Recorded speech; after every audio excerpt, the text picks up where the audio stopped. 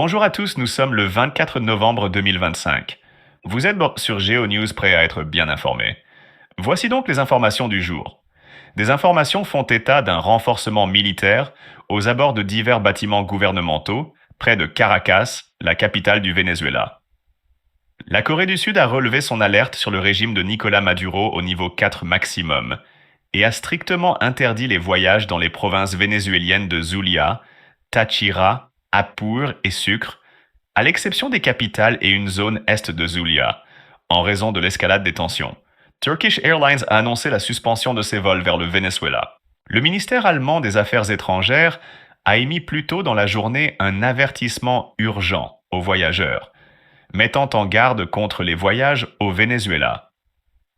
La compagnie aérienne vénézuélienne Estelar a suspendu ses vols de Madrid à Caracas.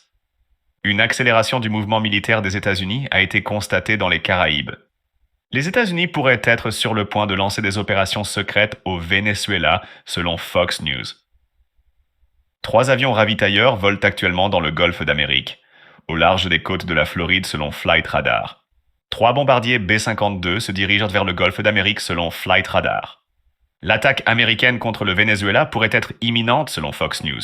2 bombardiers B-52 sont en vol, accompagnés d'un avion ravitailleur selon Flight Radar, et l'activité aérienne actuelle rend la situation très préoccupante.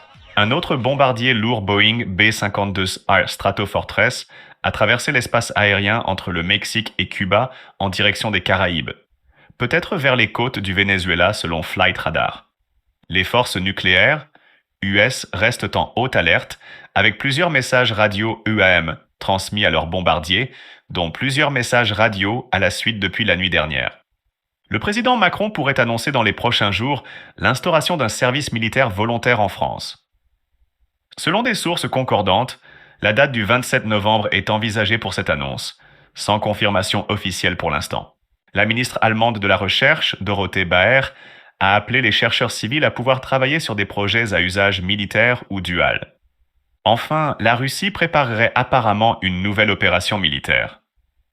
Selon certaines informations, 9 à 16 bombardiers Tu-22OM3 se déplacent actuellement d'Extrême-Orient vers la base aérienne d'Olenia.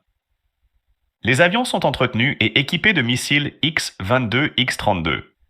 Ceci conclut donc ce Flash Info. Merci de nous avoir suivis.